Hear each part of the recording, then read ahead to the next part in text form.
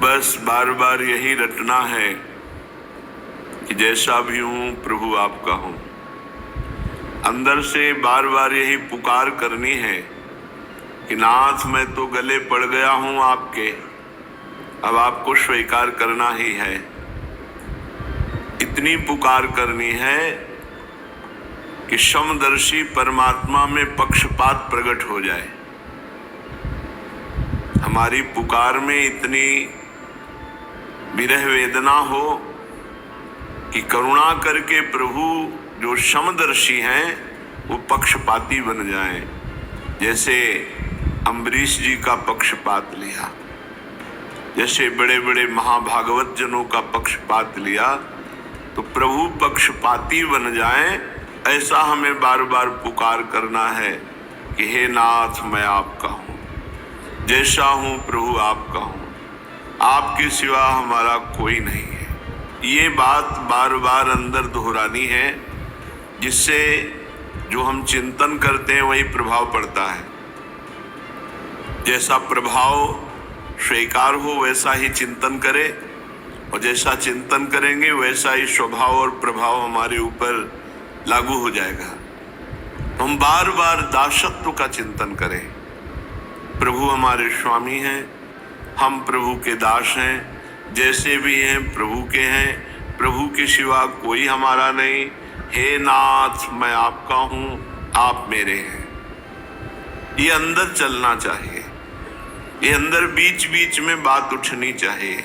गोस्वामी जी कह रहे हैं, जैसो हो तैसो राम रावरो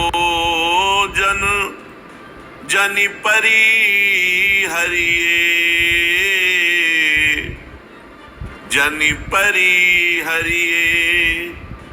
कृपा सिंधु कौशल धनी, शरणागत पालक धरनी आपनी धरिये,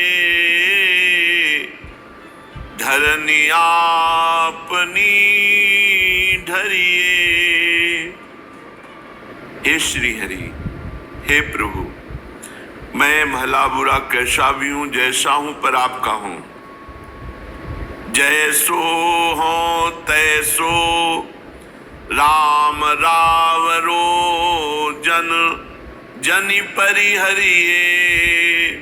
मैं जैसा भी हूं आपका हूं, आपका दास हूं, इससे आप मुझे कभी त्यागिएगा नहीं।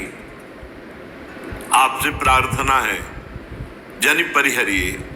ये जानकर कि ये बुरा है, इसे त्याग दें, तो हमारे पास कोई अब आश्रयदाता नहीं है, हमारा कोई ठिकाना नहीं आपके सिवा।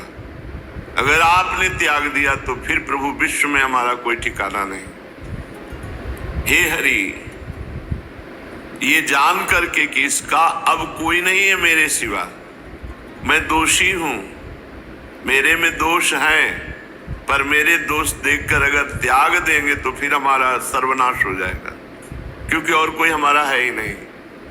अगर आपने त्याग दिया तो फिर कहां जाऊंगा? आपके समान कोई नहीं, फिर आपसे बढ़कर क्या बात है। नाथ